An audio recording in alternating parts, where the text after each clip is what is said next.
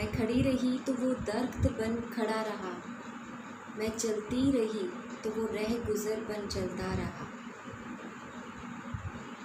हाथ उसका मेरे हाथों से ऐसे छूटा, मानो कोई साया मुझसे जुदा हुआ। I lost my father 4 days ago। जिस दिन मैंने लास्ट वीडियो बनाई थी उस दिन वो एक्सपायर हुए थे, बट आगे तो बढ़ना ही था, तो हमारी नेक्स्ट वीडियो इसीलिए डिले हुई एंड हम अगला पार्ट करेंगे आज। मैंने आपसे कहा था चाहे डिले हो जाए लेकिन हम कोर्स बंद नहीं करेंगे और ना ही ऐसा होगा कि मैं वीडियो ना लेके आऊँ। तो नेक्स्ट पार्ट करते हैं आज हम वीडियो का। तो जो पिछला पार्ट मैंने आपको करवाया था उसमें हमने कृष्णदेव राय के बारे में, 4 डायनेस्टीज़ के बारे में, हमने विजयनगर के बारे में पढ़ा था। हमारा महामनी रह गया था। विजयनगर की अगर मैं बात करूं तो विजयनगर के बारे में हमने काफ़ी कुछ पढ़ा था। 4 डायनेस्टीज़ के बारे में पढ़ा था, कृष्णदेव राय के बारे में पढ़ा था, उनका कुछ लिटरेचर पार्ट था हमने वो कवर किया था। ओके, तो नेक्स्ट जो हम पार्ट करेंगे उसमें हम कवर करेंगे जो इकोनॉमिक हमारा जो पार्ट है, इकॉनमी थी जो विजयनगर की, एंड कल्चर जो पार्ट था, साथ ही जो बाहमनी किंगडम है आज वो भी कवर कर लेंगे। ओके, तो पार्ट करते हैं नेक्स्ट। यहाँ पे मैं आपको कृष्णदेव राय का अगर थोड़ा सा बताऊँ तो वो जो तुलुवा जो डायनेस्टी थे उनके जो नेक्स्ट जो रूलर थे वीर नरसिम्हा के बाद, तो वो कृष्णदेव राय थे, उनके बारे में हमने पढ़ा था। तो इस वीडियो को देखने से पहले आप पिछली वीडियो ज़रूर देख लें ताकि आपको बहुत सारी चीज़ें क्लियर हो सके। तो नेक्स्ट पार्ट करते हैं उसका। नेक्स्ट पार्ट हमारा जो होगा कृष्णदेव राय के बारे में, कृष्णदेव राय के बाद कौन आया, उनके ही ब्रदर थे, उनके भाई थे जिन्होंने उन्हें आगे जो सिंहासन था या कहीं रूलिंग सौंप दी थी, और वो थे अच्युता देव राय।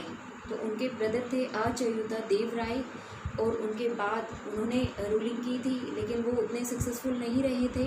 नेक्स्ट अगर हम बात करें तो अच्छा, उन्हीं के टाइम पे एक नूनीज़ फर्नेओ नूनीज़ करके एक ट्रैवलर आए थे जो कि ट्रेडर थे हॉर्स के, एंड उनको काफ़ी फेमस है, उनके ऊपर क्वेश्चंस आते हैं। तो अगर आपसे पूछा जाए नूनीज़ ट्रैवलर जो कि पोर्तुगीज़ थे, हॉर्स ट्रेडर थे, वो किसके टाइम पे आए थे, तो कृष्णदेव राय के ब्रदर के टाइम यानी अच्युता देव राय के टाइम पे आए थे। तो विजयनगर का ही पार्ट है ये। नेक्स्ट पार्ट यहाँ पे हम कवर करते हैं अच्युता। इसके बारे में मैं थोड़ा सा बता दूँ आपको।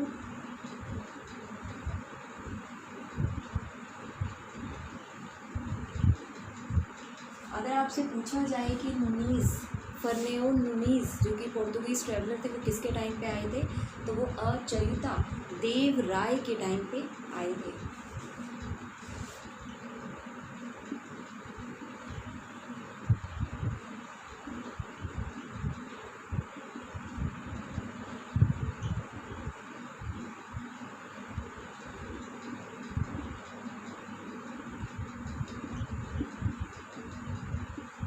फर्नेओ नूनीज़। नेक्स्ट अगर हम बात करें तो वेंकट वन एंड सदाशिव अगले रूलर थे। इनके बाद जो नेक्स्ट आए, या हम कहें कि विजयनगर या तुलुवा डायनेस्टी के जो लास्ट रूलर थे वो थे Venkata one and Sadashiv Rao.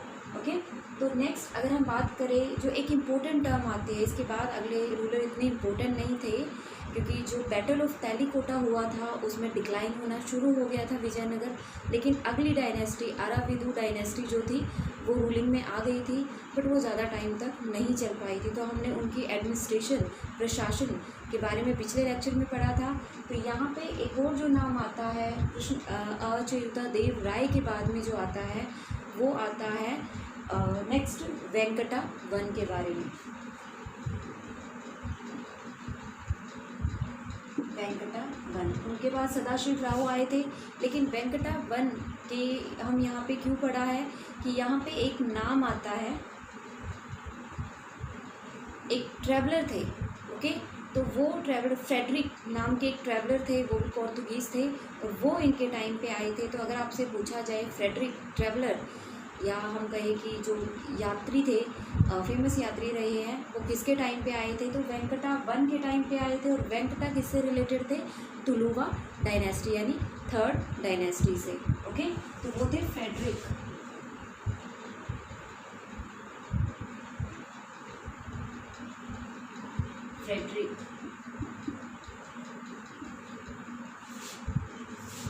Okay, तो मेनली जो हम पढ़ते हैं कृष्णदेव राय के बारे में वो है, उनके बाद उनका इकोनॉमी वाला पार्ट है और उनका कल्चरल वाला पार्ट है। तो जो इकोनॉमी वाला पार्ट है, सी मोस्ट ऑफ दी चीज़ जो हमें यहाँ कहीं की टर्म थी जो हमें पहले ही पता लग चुकी थी। नेक्स्ट अगर हम यहाँ पे बात करें तो नेक्स्ट उनकी इकोनॉमी में सबसे मेन चीज़ थी कि एग्रीकल्चर उनका मेन ऑक्यूपेशन था। उस एग्रीकल्चर के साथ ही इरिगेशन यानी सिंचाई की फैसिलिटीज़, यानी खेती के साथ सिंचाई फैसिलिटीज़, डैम बनवाना, बांध बनवाना, कैनाल्स बनवाना, ये उनकी खासियत थी। तो उस टाइम पे जो अगर हम उनकी इकॉनमी की अगर हम बात करें तो उनमें सबसे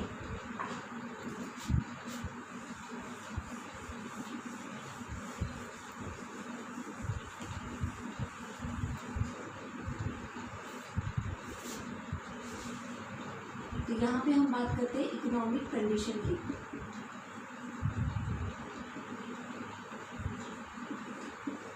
तो आर्थिक स्थिति कैसी थी विजयनगर की, उसके बारे में आज हम यहाँ पे पढ़ते हैं। देन जल्दी ही कवर करेंगे। देन जो एग्रीकल्चर वाला पार्ट है उसकी तरफ बढ़ते हैं, सॉरी जो कल्चर वाला पार्ट है उसकी तरफ बढ़ते हैं, क्योंकि वो बहुत ही इम्पोर्टेंट है। तो यहाँ पे जो हम मेन टर्म करेंगे कि उनका मेन ऑक्यूपेशन क्या था, एग्रीकल्चर था, खेती था। इससे ही रिलेटेड जो था कि उनकी इरिगेशन फैसिलिटीज़ थी, कैनाल बनवाए, बांध डैम बनवाए उन्होंने, साथ ही इंडस्ट्रीज़, गिल्ड में इंडस्ट्रीज़ बनवानी शुरू की, मेटल वर्क, धातु वर्क, क्राफ्ट्समैन भी उस टाइम पे उनके बारे में हम पढ़ते हैं। नेक्स्ट अगर हम बात करें तो डायमंड यानी हीरे की खानें भी वहाँ पे पाई गई है। उस टाइम की करनूल की और अनंतपुर की जो मेन जो खान थी उनके बारे में पढ़ने को मिलता है। तो मेन खाने थी वहाँ पे। ओके, तो सबसे मेन थी। ओके, तो एग्रीकल्चर के साथ आपको कुछ जो फैसिलिटीज़ है वो सारी वहाँ पे उस टाइम पे थी, यानी बहुत अच्छा खासा।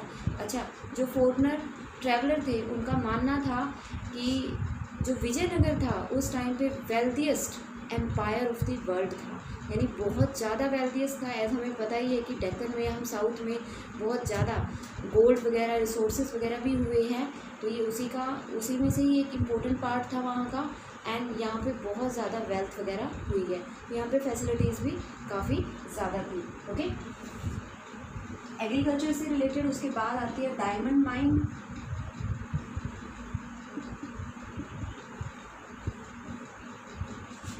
ओके, नेक्स्ट जो हम पार्ट करते हैं diamond mine Kurnool and Anantnag में पढ़ते हैं। करनूल,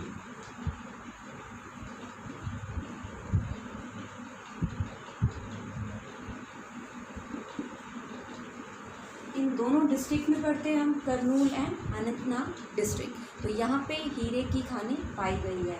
ओके, नाम हिंदी में करनूल और अनंतनाग।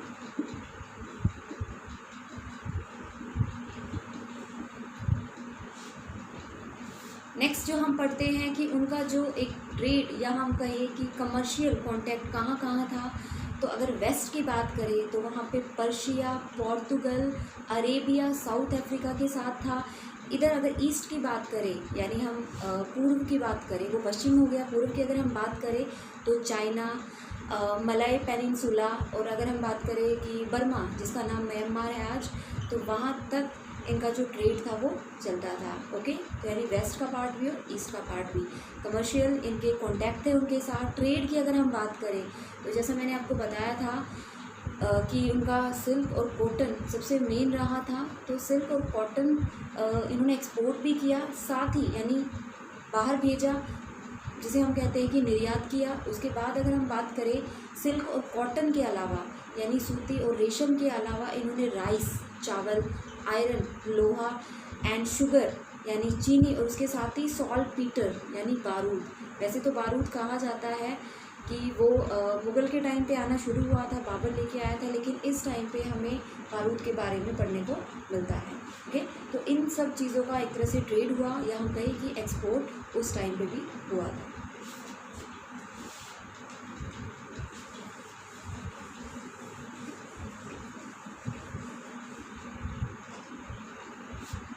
तो जो एक्सपोर्ट उन्होंने किया, cotton, silk, rice, iron, sugar और सॉल्टपीटर। सॉल्टपीटर होता है बारूद, बारूद से ही रिलेटेड, आई मीन आपका ये कि क्या, ओके। तो cotton, silk, rice, iron, sugar, saltpetre, ये उस टाइम पे एक्सपोर्ट हुए। वेस्ट की कंट्रीज़ मैंने आपको बताई, Arabia, Africa, south Africa, Persia and इधर पोर्तुगीज़, क्योंकि पोर्तुगीज़ काफ़ी आए थे, ज़्यादातर जो ट्रैवलर थे वो पोर्तुगीज़ थे। एंड अगर हम कृष्णदेव राय की और अगर हम बात करें तो उन्हीं के टाइम पे जो बारबोसा, बहुत ही फेमस ट्रैवलर है बारबोसा, एंड डोमिंगो पेस, वो भी कृष्णदेव राय के ही टाइम पे आए थे। तो दो और जो आप पढ़ते हो ट्रैवलर, ये कृष्णदेव राय के टाइम पे ही आए थे, तो ये थे Barbosa and Domingo pace.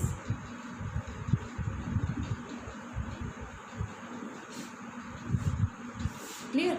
Next अगर हम बात करें, इसके अलावा कमर्शियल कॉन्टैक्ट हो गया, एक्सपोर्ट हो गया, उसके अलावा यहाँ पे हमारी शिप बिल्डिंग उन्होंने स्टार्ट कर दिया था, डेवलप होनी शुरू हो गई थी, यानी शिप्स बनानी शुरू कर दी थी उन्होंने अपने लेवल पे। नेक्स्ट अगर हम बात करें, क्योंकि ट्रैवल होता था, ओके, और आगे बाहमनी किंगडम के बाद तो ये और भी ज़्यादा बढ़ गया था।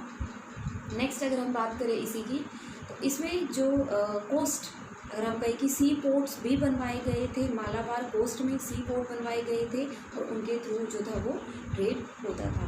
ओके, जो पर्शियन गल्फ वगैरह थे, या हम कहें रेड सी वगैरह, तो वहाँ से इनका जो एक कॉन्टैक्ट था या ट्रेड था, या एक हम कहें कि लेना देना या बिज़नेस जो था वो चलता था। ओके, तो नेक्स्ट यहाँ तक हमारी जो इकोनॉमिक कंडीशन है वो आपने पढ़ा है, एग्रीकल्चर का हो गया, डायमंड माइंस का। ओके, हाँ, गोल्ड कॉइन्स भी बने, जिन्हें एक पगोड़ा भी कहा जाता है, वो टेम्पल स्टाइल भी है, लेकिन यहाँ पे वराहा या पगोड़ा, एक गोल्ड कॉइन को नाम दिया गया है। साथ ही अगर हम बात करें तार, जो सिल्वर कॉइन था उन्हें तार कहा गया है। और अगर हम बात करें जितल, तो जो कॉपर कॉइन थे, जो हम दिल्ली सल्तनत में भी पढ़ चुके हैं, तो जो सिल्वर कॉइन थे उन्हें एक तरह से तार, और जो कॉपर कॉइन थे उन्हें जितल कहा गया है। ओके, तो एक्सपोर्ट हो गया, किस कंट्रीज़ के साथ था इनका कॉन्टैक्ट, वो हो गया। ओके, एग्रीकल्चर से रिलेटेड हो गया, तो ये सारा हमारा इकोनॉमी का ही पार्ट है।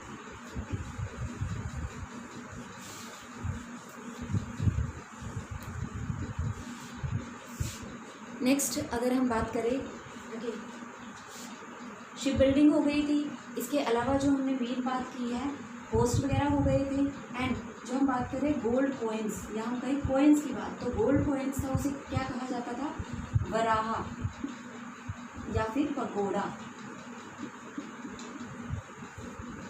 वराहा, वराहा। वही अगर बात करें सिल्वर कॉइन की, तो उन्हें तार कहा जाता था, तार। ओके, तार, ये किसे कहा जाता था, सिल्वर कॉइन को, चांदी के सिक्कों को।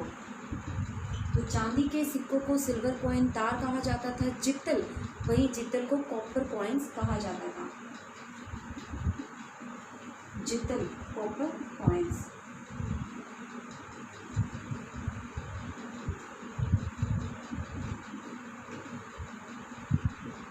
ये हम अलाउद्दीन खिलजी के टाइम पे भी पढ़ चुके हैं, जितल। ओके, तो यहाँ पे भी जो जितल थे उन्हें कॉपर कॉइन्स कहा जाता था। तो यहाँ तक हमारी जो इकोनॉमिक कंडीशंस की हम बात करते हैं, काफ़ी अच्छी थी, वेल डेवलप्ड थे, वेल ऑर्गेनाइज थे, नो डाउट। ओके, इसी का रीज़न था कि इन्होंने इतने साल तक राज किया। नेक्स्ट जो हम बात करते हैं, बहुत ही इंपॉर्टेंट है, कल्चरल डेवलपमेंट है, कि वहाँ पे जो उनका टेम्पल स्टाइल था, आर्किटेक्चर था, वो कैसा था।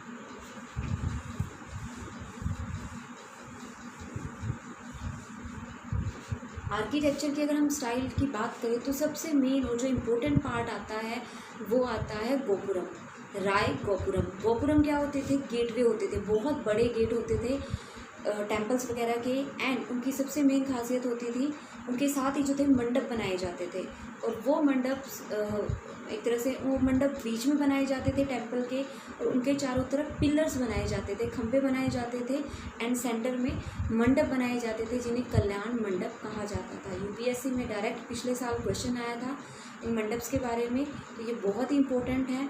ओके, विजयनगर के हम आर्किटेक्चर या हम कहें टेम्पल स्टाइल या कल्चरल डेवलपमेंट की जब हम सांस्कृतिक विकास की बात करते हैं तो सबसे मेन इम्पोर्टेंट आता है गोपुरम यानी गेटवेज। गोपुरम किसे कहा जाता था? गेटवेज को कहा जाता था। एंड राय गोपुरम जो कि कृष्णदेव राय जी ने बनवाए थे, तो उन्हें एक तरह से गेटवे कहा जाता था। नेक्स्ट वो टेम्पल के बीचों बीच बनाए जाते, टेम्पल के बीचों बीच जो ये तो सामने बनाए जाते थे गेट ओब्वियसली। नेक्स्ट अगर हम बात करें मंडप की या कल्याण मंडप की, तो वो टेम्पल के बीचों बीच बनाए जाते थे, उनके चारों तरफ पिलर्स खड़े किए जाते थे। एंड वो मंडप जिन्हें कल्याण मंडप भी एंड मंडप भी कहा जाता था, उन मंडप में फेस्टिवल्स या ओकेजन्स पे जो उनके डाइटी या हम कहें कि इष्ट देव होते थे या उनके जो मेन जिनको वो पूजा करते थे उनकी एक तरह से स्थापना की जाती थी उन फेस्टिवल्स के टाइम पे। ओके, तो मेन जो यहाँ का आर्किटेक्चर या टेम्पल स्टाइल था वो था गोपुरम या राय गोपुरम।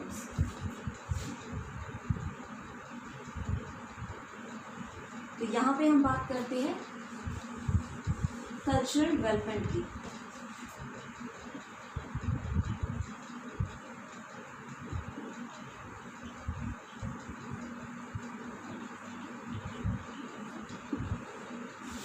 कल्चरल डेवलपमेंट की बात करते हैं, सबसे मेन पढ़ते हैं गोपुरम। गोपुरम क्या थे? गेटवेज, गेट, बहुत बड़े बड़े गेट होते थे। ओके, नेक्स्ट अगर हम बात करें इसी स्टाइल में, तो जो नेक्स्ट पार्ट होगा वो होगा मंडप, कल्याण मंडप। सी मंडप हमें पता है उसके चारों तरफ 4 पिलर लगाए जाते हैं, तो वैसे ही ये उसी टाइप के होते थे जिनके बीच में इष्ट देव या जो उनके मेन गॉड होते थे उनकी पूजा या उनकी स्थापना की जाती थी। ओके, ठीक है। और जो बड़े बड़े होते थे यानी उनमें बहुत सारे यानी 100 पिलर्स भी होते थे, इवन 1000 पिलर्स भी होते थे, जो बहुत बड़े टेम्पल्स होते थे। ओके, एंड नेक्स्ट अगर हम बात करें इसी के एक इम्पोर्टेंट जो पिलर्स होते थे, कार्व्ड पिलर होते थे, उन पे वो काफ़ी अलग अलग फीचर्स के उन पे डिज़ाइन किए जाते थे, डिस्टिंक्टिव फीचर्स होते थे। और उनमें जो सबसे फेमस हम कहें कि डिज़ाइन बनाया जाता था वो हॉर्स का बनाया जाता था, क्योंकि इसी हमने पढ़ा कि वहाँ पे काफ़ी हाई ब्रीड के हॉर्सेस वो यूज़ करते थे, तो उन हॉर्सेस के जो चित्र थे वो उन पिलर्स पे बनाए जाते थे। तो कार्व्ड पिलर्स होते थे, उन पे हॉर्स के डिज़ाइन होते थे। ओके, कल्याण मंडप्स हो गए, मंडप्स हो गए। एंड नेक्स्ट अगर हम बात करें तो होते horse designs only on carved pillars. Horse design बनाए जाते थे। नेक्स्ट अगर हम बात करें फेमस टेम्पल की, ओके, इसी टाइप के अगर हम फेमस टेम्पल की बात करें तो जैसे मैंने आपको बताया कृष्णदेव राय ने बनवाए थे विट्ठल स्वामी टेम्पल। नेक्स्ट था हजारा स्वामी टेम्पल, फेमस टेम्पल जो कि विजयनगर आर्किटेक्चर या विजयनगर टेम्पल स्टाइल का सबसे इम्पोर्टेंट या हम कहीं महत्वपूर्ण एक फीचर देखने को मिलता है टेम्पल स्टाइल का, तो वो था विट्ठल स्वामी एंड हजारा स्वामी टेम्पल। हजारा राम स्वामी नहीं कहते इसे, हजारा स्वामी टेम्पल, विट्ठल स्वामी टेम्पल, हजारा स्वामी। विट्ठल में कहा जाता है कि यहाँ पे एक म्यूज़िक यानी एमिट होता है, 56 पिलर्स का है ये, और यहाँ पे म्यूज़िक नोट्स की आवाज़ आती है, तो ये काफ़ी फेमस है, क्वेश्चंस भी पूछे गए हैं इनके ऊपर। ओके, नेक्स्ट अगर हम बात करें तो 2 और फेमस, बहुत ही फेमस विजयनगर स्टाइल के बारे में हम पढ़ते हैं या टेम्पल के बारे में पढ़ते हैं, तो वो एक है वृद्धराज। और वृद्धराज के अलावा अगर हम एक और टेम्पल की बात करें तो वो एकम प्रणथा, एकम प्रणथा, वृद्धराज एंड एकम प्रणथा। वृद्धराज एंड एकम प्रणथा, प्राणथा कह दो या प्रणथा। ओके, तो वृद्धराज एंड एकम प्राणथा जो कि कांचीपुरम में है, बहुत ही फेमस है ये स्टाइल, विजयनगर स्टाइल के नाम से। और जो मैंने आपको विट्ठल स्वामी और ये हजारा स्वामी जो टेम्पल बताए हैं, ये हम्पी रून्स में है। हम्पी में भी कहा जाता है और हम्पी रून्स में भी कहा जाता है। क्यों? क्योंकि हम्पी पूरी तरह से एक तरह से डिस्ट्रैक्ट हो चुका था, तो हम्पी रून्स या हम्पी में कहा जाता है। तो कहाँ पे थे ये? हम्पी या हम्पी रून्स भी बोला जाता है इसे, इस लोकेशन को।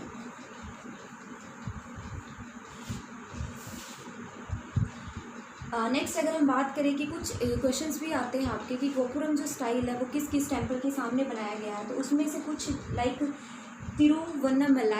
तिरुवन्नामलाई, उसके अलावा एक है श्रीरंगम, तिरुपति, चिदम्बरम एंड हम्पी। तो उनके जो टेम्पल हैं उनके सामने जो गोपुरम स्टाइल है वो बनाया गया है, यहाँ कई गोपुरम्स बनाए गए हैं। तो ये क्वेश्चन पूछा भी गया है कि चिदम्बरम, हम्पी, नेक्स्ट जो है श्रीरंगम एंड तिरुपति के सामने ये गोपुरम कहाँ बनाए गए हैं, तो इनके सामने बनाए गए हैं। ओके, आई थिंक आपको यहाँ तक क्लियर हो गया होगा। तो ये हमारा कल्चरल पार्ट था जो कि हमने कवर किया है। अच्छा, मेटल वर्क भी यहाँ पे यूज़ हुआ है। जब कृष्णदेव राय थे तो उन्होंने अपनी तिरुपति में आई थिंक उनकी जो इमेज है वो वहाँ पे है, उनकी और उनकी वाइफ की वहाँ पे इमेज है जो कि मेटल से बनी हुई है। नेक्स्ट अगर हम बात करें उनके लैंग्वेजेस की बात करें, कल्चर का ही पार्ट है। लैंग्वेज थी मेनली संस्कृत, तमिल एंड तेलुगु और कन्नड़। तीन सबसे मेन थी जो तेलुगु, तमिल और संस्कृत एंड कन्नड़, उसके बाद फोर्थ वहाँ की लैंग्वेज थी। ओके, आई थिंक यहाँ तक क्लियर हो गया। गोपुरम्स बनाए गए, बड़े लार्ज गेटवेज होते थे, छोटे नहीं। एंड नेक्स्ट जो था कल्याण मंडप या मंडप्स बनाए जाते थे, बीचों बीच उनके चारों तरफ पिलर्स बनाए जाते थे, कार्व्ड पिलर्स थे एंड उन पर डिज़ाइन बनाए जाते थे, हॉर्स डिज़ाइन बनाए जाते थे। नेक्स्ट अगर हम बात करें तो विट्ठल स्वामी एंड हजारा स्वामी टेम्पल बहुत ही एक यूनिक एग्जाम्पल देखने को मिलता है विजयनगर स्टाइल का। उसके अलावा अगर हम बात करें वृद्धराज एंड एकम प्रांता, ये भी एक टेम्पल है जो कि वहाँ के उसी स्टाइल में बने हुए हैं। कुछ गोपुरम्स की बात करें तो गोपुरम किस किस के सामने बनाए गए हैं उन टेम्पल्स के नाम आते हैं। नेक्स्ट कल्चरल का ही पार्ट है कि लैंग्वेज वहाँ पे कौन सी थी।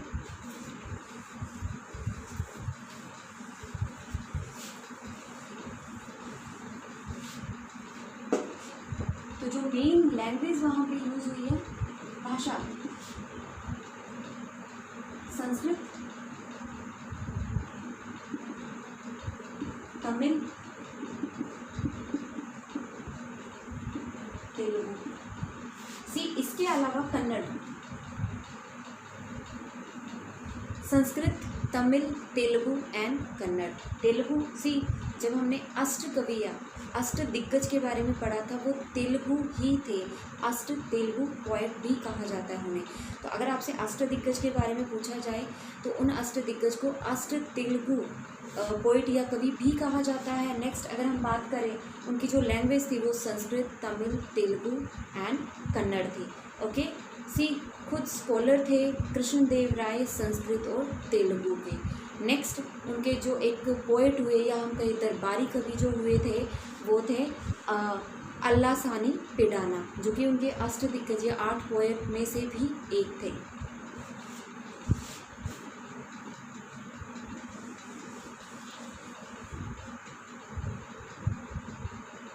कोर्ट पोएट तो वो थे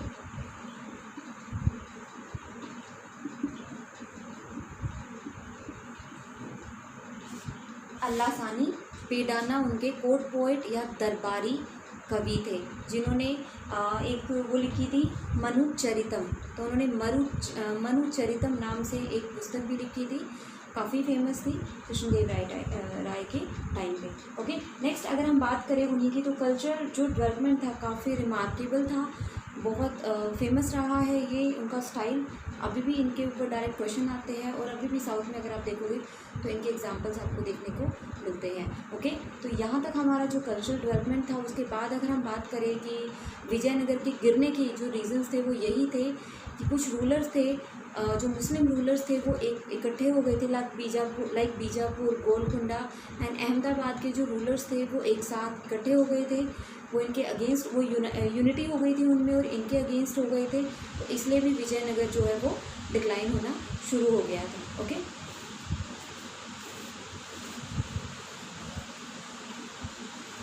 तो नेक्स्ट यहाँ तक जो हम पढ़ते हैं वो विजयनगर का पढ़ते हैं। नेक्स्ट हमारा आता है बाहमनी किंगडम।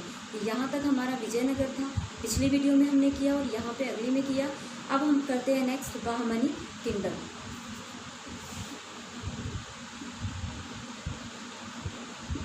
बाहमनी तो दो हमने पढ़े थे एम्पायर उभर कर आए थे साउथ में, एक तो था विजयनगर और दूसरा था बाहमनी। यहाँ पे जो थे मुस्लिम रूलर हुए हैं तो हम उनके बारे में पढ़ते हैं। जितना हमने विजयनगर के बारे में पढ़ा उतना बाहमनी के बारे में नहीं है, लेकिन कुछ यहाँ पे फेमस चीज़ें हैं जो कि जाननी बहुत ही ज़रूरी है। नेक्स्ट अगर हम बात करें यहाँ पे कि बाहमनी किंगडम के फाउंडर कौन थे या कब हुआ, तो 1347 में बाहमनी किंगडम को फाउंड किया गया था। किसने किया था, तो वो थे अलाउद्दीन बाहमान शाह। अलाउद्दीन बाहमान शाह, जिन्हें हसन गंगू भी कहा जाता था। तो बेसिकली अगर देखा जाए तो बाहमनी किंगडम 14th सेंचुरी का टाइम पीरियड माना जाता है। ओके, वैसे तो ये 1347 में फाउंड किया गया था, इसका जो एक टाइम पीरियड है, अदरवाइज इसे 14th सेंचुरी पे भी माना जाता है। ओके, तो नेक्स्ट अगर हम बात करें इसी की जो फाउंडर थे, इस किंगडम के फाउंडर थे अलाउद्दीन बाहमन शाह। अलाउद्दीन बाहमान या बहमान शाह, ये यहाँ के फाउंडर थे। 1347 में बाहमनी किंगडम को फाउंड किया था। यहाँ के मुस्लिम रूलर्स थे 14 यहाँ पे मुस्लिम रूलर्स हुए, तो उनमें से कुछ फेमस थे, जो 3 फेमस रूलर्स हुए हैं वहाँ पे, और उनमें से एक अलाउद्दीन बाहमन शाह बहुत ही फेमस थे। नेक्स्ट की अगर हम बात करें तो मोहम्मद शाह फिरोज शाह। फिरोज शाह वो नहीं जो दिल्ली सल्तनत में थे।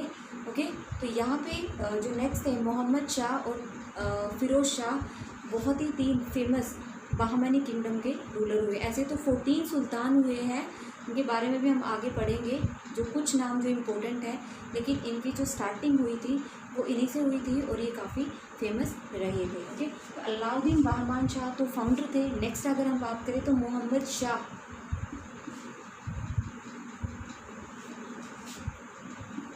मोहम्मद शाह 1 बहुत ही फेमस थे। ऐसे तो 2 और 3 भी थे। 3 के टाइम पे बाहमानी काफ़ी ऊपर तक गया, तो 1 भी यहाँ पे फेमस है काफ़ी। नेक्स्ट अगर हम बात करें तो फिरोज शाह, तो ये 3 मेन रूलर बहुत ही मेन हुए हैं बाहमनी किंगडम के। फर्स्ट तो हो गए फाउंडर थे। सेकंड अगर हम बात करें मोहम्मद शाह, उनके बारे में हम उनके जो अगले थे उनके बारे में पढ़ेंगे। नेक्स्ट अगर हम पढ़ें फिरोज शाह के बारे में, काफ़ी इम्पोर्टेंट थे, ट्रेड के मामले में काफ़ी इम्पोर्टेंट थे, इन्होंने काफ़ी ट्रेड फैलाया था। अगर मैं कहूँ कि इन्होंने पोर्ट बनवाए थे, वहाँ पे 2 फेमस पोर्ट बनवाए थे, एक था चौल और एक था दाभोल। तो फिरोज शाह ने पोर्ट बनवाए थे, बहुत ही फेमस थे, एक था चौल एक था ढाबोल। चोल और ढाबोल।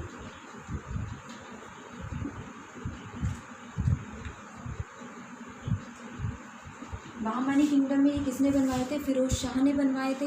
ये ट्रेड पर्शियन गल्फ के साथ और रेड सी के साथ, जो मैंने आपको बताया कि उनके ट्रेड को आगे बढ़ाने के लिए, क्योंकि यही मेन थे, रूट थे, ट्रेड रूट थे, उनको बढ़ाने के लिए उन्होंने ये पोर्ट थे जो वो बनवाए थे, फिरोज शाह ने बनवाए थे। नेक्स्ट अगर हम बात करें तो बाहमनी के टाइम पे, मोहम्मद शाह के टाइम पे आगे बहुत जो बाहमनी किंगडम था वो आगे बढ़ा। मोहम्मद शाह 3rd के टाइम पे बढ़ा, उसका भी एक रीज़न था कि उस टाइम पे क्यों बढ़ा। और उसके अलावा अगर मैं एक चीज़ कहूँ कि गुलबर्ग यहाँ की कैपिटल थी, जिसे बाद में चेंज कर दिया गया था और बिदर के नाम से वहाँ पे उस कैपिटल को चेंज कर दिया गया था। यानी पहले गुलबर्ग थी, बाद में इस कैपिटल को चेंज कर दिया था बिदर से। तो तो यहाँ के 1347 में अलाउद्दीन बहमन शाह यहाँ के फाउंडर थे। नेक्स्ट अगर हम बात करें, इनकी जो गुलबर्ग राजधानी थी, बाद में उसे चेंज कर दिया गया था, बिदर बना दिया गया था। ओके,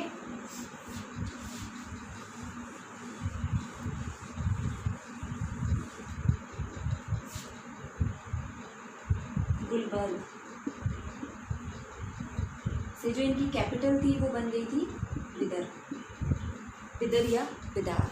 ये उन्हीं 5 एक किंगडम में से था जो बाद में खुद को इंडिपेंडेंट इन्होंने घोषित कर दिया था, प्रोविंस नहीं।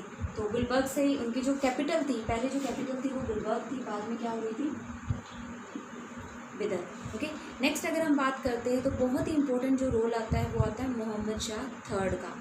मोहम्मद शाह थर्ड के साथ एक और ही बहुत ही फेमस नाम है महमूद गवन, जिनकी एडवाइस पे जो बहमनी किंगडम था, या कहें कि उनकी सलाह की वजह से, उनके होने की वजह से बहमनी किंगडम काफ़ी ऊंचाइयों तक पहुंचा। सिर्फ बहुत सुल्तान तो थे ही, लेकिन महमूद गवन का एक बहुत ही फेमस रोल रहा है, बहुत बड़ा कंट्रीब्यूशन रहा है।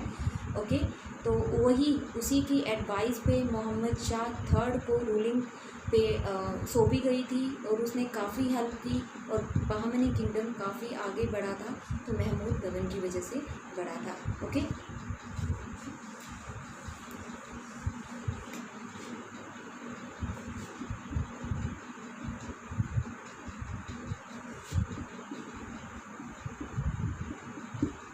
मोहम्मद शाह थर्ड, इन्हीं के जो सर्विस थी, या कहीं कि हम वो पहले मिलिट्री में शामिल हो गए थे, सर्विसेज में शामिल हो गए थे महमूद गवन।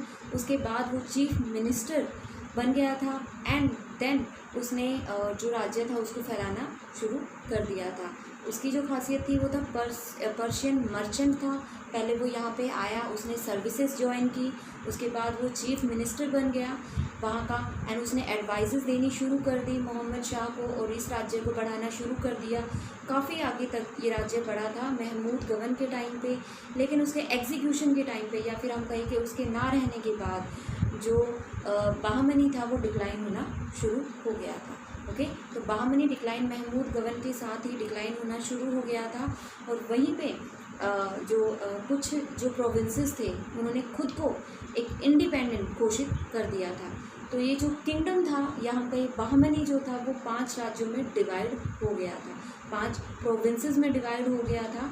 इसके बाद महमूद गवन के जाने के बाद, क्योंकि उसके बाद उतना कोई पावरफुल रहा नहीं था या कोई एडवाइज़र भी नहीं था कि उनके बेस पे कोई और रूल कर सके। तो नेक्स्ट जो हमारा पार्ट जो नेक्स्ट आता है वो यही आता है कि वो किंगडम आगे 5 पार्ट में डिवाइड होना शुरू हो गया था। ओके, तो यहाँ तक हम पढ़ते हैं कि मेन जो रूलर थे वो कौन आए, उनकी कैपिटल क्या थी, फाउंडर कौन थे एंड ओके। तो पोर्ट जो हमने पढ़े, तो हाँ यहाँ पे ज़्यादा टर्म बहमनी के बारे में हमें कुछ ज़्यादा नहीं मिलता है। हाँ, उसके बाद कुछ शासक, कुछ डायनेस्टीज़ आई हैं, उनके बारे में एक बार जान लेते हैं। एंड जो 5 किंगडम या हम कहें कि प्रोविंस उभर कर आए जिन्होंने खुद को इंडिपेंडेंट घोषित किया, वो कौन से थे, उनकी डायनेस्टी कौन सी थी। तो एक क्विक यहाँ पे देख लेते हैं।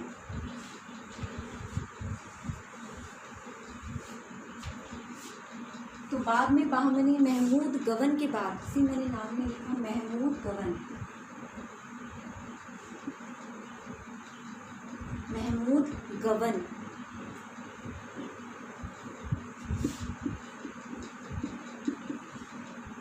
महमूद गवन पर्शियन मर्चेंट था और पर्शियन कल्चर को लेके आया था इंडिया में, या कहीं विजयनगर बहमनी किंगडम में। तो पर्शियन कल्चर को लाने वाला कौन था, महमूद गवन था। ओके, नेक्स्ट चीफ मिनिस्टर बन गया था, किसका बन गया था, मोहम्मद शाह थर्ड का बन गया था। क्या अगर आपसे पूछा जाए चीफ मिनिस्टर किसका था, तो मोहम्मद शाह थर्ड का चीफ मिनिस्टर था। ओके, इसके एग्जीक्यूशन के बाद या इसके एंड के बाद बहमनी गिरना शुरू हो गया था और 5 किंगडम में डिवाइड हो गया था, 5 प्रोविंस या राज्य में डिवाइड हो गया था। वो कौन कौन से थे, सबसे पहले था बेरार। ओके, तो 5 किंगडम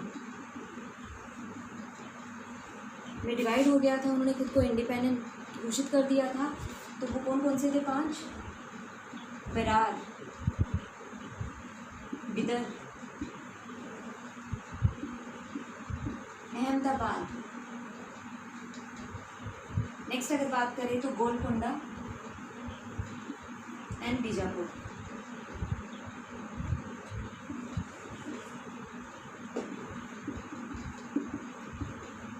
बीजापुर, गोलकुंडा एंड बिदर या बिदार। ओके, 5 राज्यों में डिवाइड हो गया था। कौन कौन से थे? बरार, बीजापुर, अहमदाबाद, गोलकुंडा एंड बिदर। ओके, जो बिदर बाद में कैपिटल भी थी उनकी। तो इसके अगर हम डायनेस्टीज़ की बात करें तो ये तो थे राज्य जो प्रोविंस निकल के आए या 5 जिनमें डिवाइड हुआ। नेक्स्ट अगर हम बात करें तो यहाँ पे थे जो इनकी डायनेस्टीज़ थी। डायनेस्टीज़ के बारे में फर्स्ट जैसे कि इमादी डायनेस्टीज़ थी। ओके, तो यहाँ पे कुछ रूलर्स भी हुए, उनके नाम भी थे लाइक फ़तह-उल्लाह इमाद शाह। फ़तह-उल्लाह इमाद शाह, तो इमाद इसकी डायनेस्टी थी। ओके, फ़तह-उल्लाह इमाद शाह।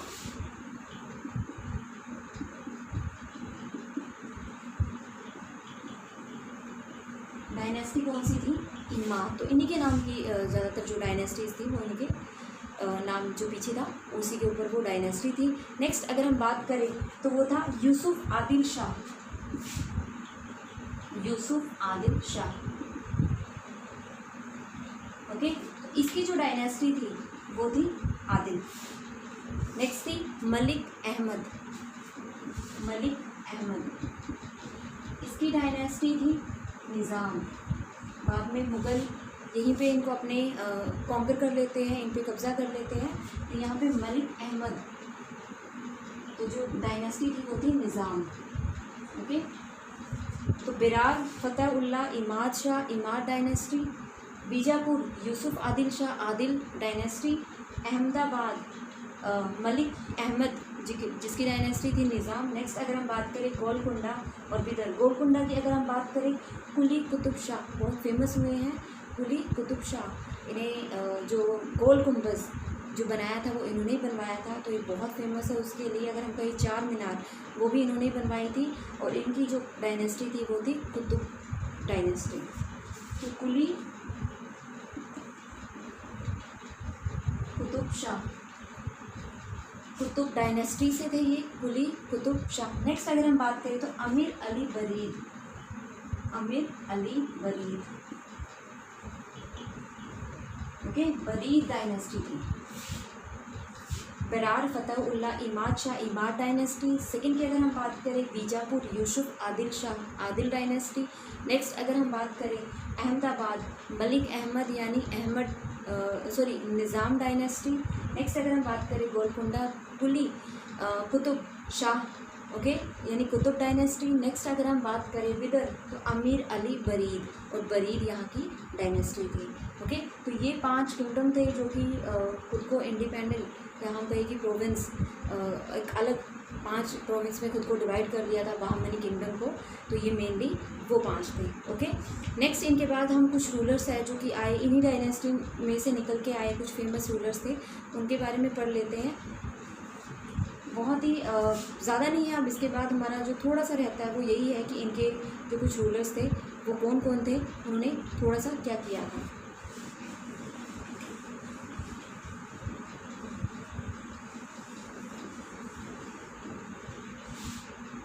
अच्छा, एक और चीज़ आपसे पूछी जाती है कि जब विजयनगर फाउंड हुआ था तो दिल्ली में किसका राज था? तो उस टाइम थे मोहम्मद बिन तुगलक। मोहम्मद बिन तुगलक के टाइम पे विजयनगर फाउंड हुआ था। ओके, अगर पूछा जाए कि कृष्णदेव राय के टाइम पे तो जो बाबर आया था यानी इब्राहिम लोदी के साथ जो युद्ध हुआ था, हराया था, तो उस टाइम पे विजयनगर एक कंटेम्प्रेरी कहा जाता है कृष्णदेव राय को, किसका? बाबर का। ओके, तो बाबर जब भारत में आ रहा था तो इस टाइम पे विजयनगर पर जो रूल कर रहे थे वो थे कृष्णदेव राय। ओके, और जब विजयनगर फाउंड हुआ था तो उस टाइम दिल्ली में जो थे मोहम्मद बिन तुगलक। ओके, नेक्स्ट करते हैं। नेक्स्ट अगर मैं बात करूँ इब्राहिम आदिल शाह, कुछ रूलर्स हुए हैं इब्राहिम आदिल शाह हुए हैं, उनकी 1-2 फेमस टर्म है, उनको पढ़ लेते हैं। इब्राहिम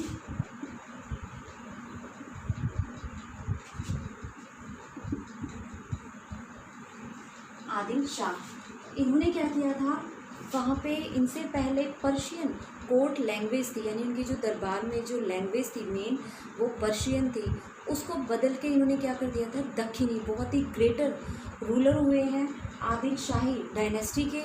थे ये, बहुत ग्रेटेस्ट रूलर माना जाता है इन्हें बहमनी का। एंड इन्होंने क्या किया था, जो दक्षिणी थी, दक्षिणी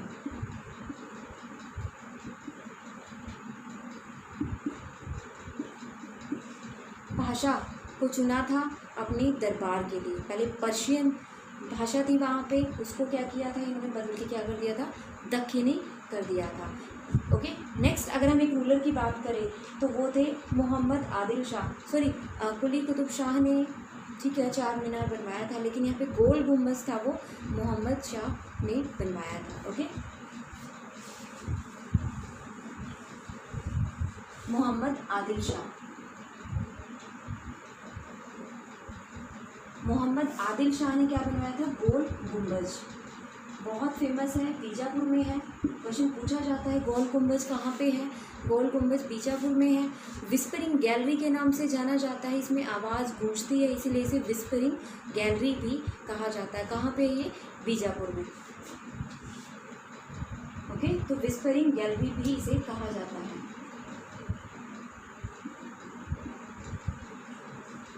कहाँ पे, बीजापुर में।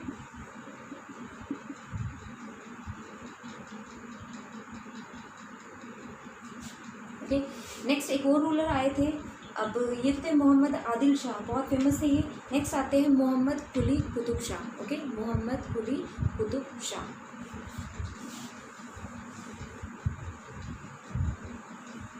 मोहम्मद कुली कुतुब शाह।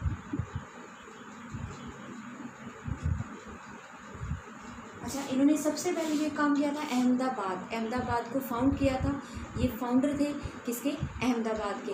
अहमदाबाद का पुराना नाम था भाग्यनगर, जो कि उनके बहुत ही फेवरेट थे, एक भाग्यमती नाम से, उनके नाम पे उन्होंने उसका नाम भाग्यनगर रखा था। बाद में जो था वो अहमदाबाद पड़ गया। ओके, तो इन्होंने क्या किया था, अहमदाबाद फाउंड किया था, अहमदाबाद, पुराना नाम क्या था, भाग्यनगर। बहुत ही फेमस थे, एक भाग्यमती नाम से, उनके नाम पे भाग्यनगर रखा था एंड इन्होंने फाउंड किया था अहमदाबाद। ओके, नेक्स्ट अगर हम इनकी बात करें तो बहुत ही फेमस 4 मीनार, ठीक है, 4 मीनार भी किसने की थी, मोहम्मद कुली कुतुब शाह ने ही फाउंड की थी। क्या की थी, 4 मीनार,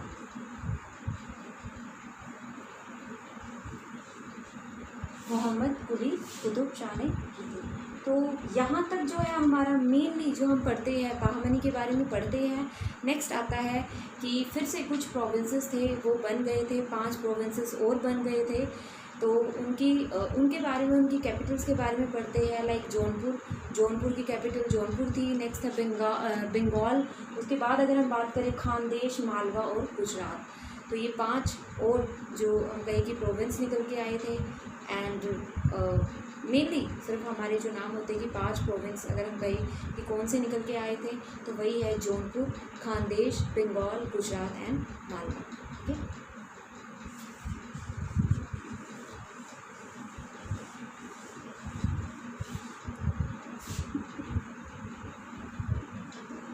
जौनपुर, बंगाल, मालवा, खानदेश, गुजरात, तो ये 5 और जो निकल के आए थे या हम कहें कि प्रोविंस बनी थी, तो ये 5 थे। ओके, तो सी इनकी जो कैपिटल थी उनके बारे में अगर हम पढ़े तो मालवा की थी वो धार या मांडू थी, बाकी जौनपुर थी और गुजरात की अहमदाबाद थी। नेक्स्ट अगर खानदेश की अगर हम बात करें तो वो थी बुरहानपुर एंड लखनौती थी बंगाल की। ओके, बंगाल की लखनौती थी, बुरहानपुर खानदेश की थी, गुजरात की अहमदाबाद थी एंड हमारी जो जौनपुर थी वो जौनपुर ही थी। ओके, तो ये फिर से 5 निकल के आए थे, जो कि जस्ट हमें नाम हम पढ़ते हैं, बाकी इतना इनका खास रोल नहीं है। बस आपको मैच द फॉलोइंग आ सकते हैं, बाकी जो क्वेश्चन पूछे जा सकते हैं वो मैंने आपको सारे ही करवाए हैं। जिनमें से क्वेश्चंस आते हैं। बाकी उनकी डायनेस्टीज़ और उनके रूलर्स के बारे में आपसे क्वेश्चन पूछे जा सकते हैं। स्टिल इनके जो क्वेश्चंस अगर रहेंगे तो वो क्वेश्चंस मैं आपको टेलीग्राम चैनल पे डाल दूँगी, तो आप टेलीग्राम चैनल पे वहाँ पे जो है क्वेश्चंस को सॉल्व कर सकते हैं। आई विल ट्राई कि मैं आपको PDF जल्दी ही प्रोवाइड कर दूँ। ओके, एटलीस्ट अगर मैं आपको इनकी नहीं तो एटलीस्ट मैं आपको जो क्वेश्चंस होंगे उनकी PDF प्रोवाइड करने की कोशिश करूँगी। और अगर नहीं भी हुई तो आप प्लीज़ वहाँ पे क्वेश्चंस को सोल्व करना। ओके, तो ओके, आई थिंक कुछ रह जाएगा तो मैं क्वेश्चंस में डाल दूँगी। तो यहाँ तक हमने विजयनगर और बहमनी के बारे में पढ़ा।